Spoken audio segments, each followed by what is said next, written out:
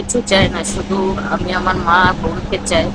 তো আপনারা যেভাবে হোক আমাকে সাহায্য করেন। 15 বছর হয়ে গেছে আমার মা আর আমার বোনকে দেখতে পাই। আসসালামু আলাইকুম, আমার নাম হাসনা হেনা। আমি ইন্ডিয়ায় থাকি, ব্যাঙ্গালোরে।